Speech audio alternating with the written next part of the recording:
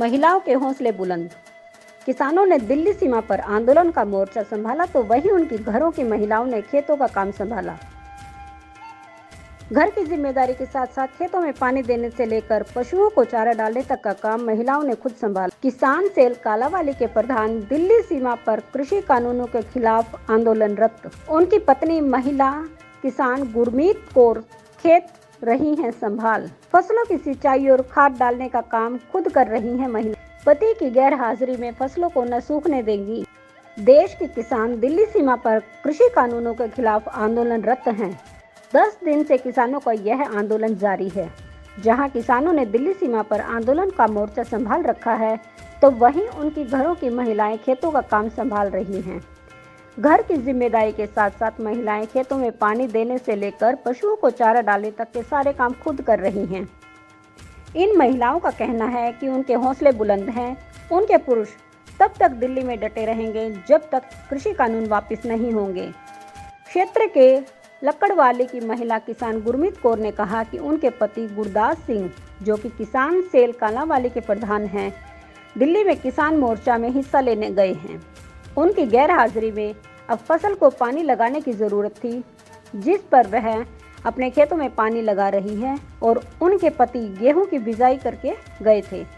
उनकी गैर हाजिरी में अब वह फसलों को तो नुकसान नहीं होने दे सकती। यही वजह है कि मैं खुद खेत संभाल रही हूं और फसल की सिंचाई और खाद डालने का काम मैं खुद कर रही हूं।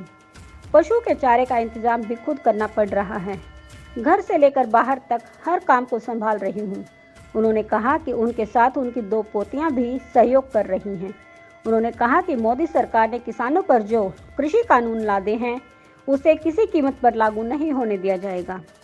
वह पति की गैर हाजिरी में न फसलों को सूखने देगी और घर में रोजमर्रा का जो काम वह खुद करती हैं वह भी सुबह शाम उठकर खेतों में काम करने के लिए जाने के लिए काम करती रहेंगी। उन्होंने कहा कि महिलाएं अपनी जिम्मेदारी से पीछे नहीं हटेंगी और पुरुषों की गैर हाजिरी में दोहरी जिम्मेदारी निभाएंगी ताकि आंदोलन कमज़ोर न पड़े।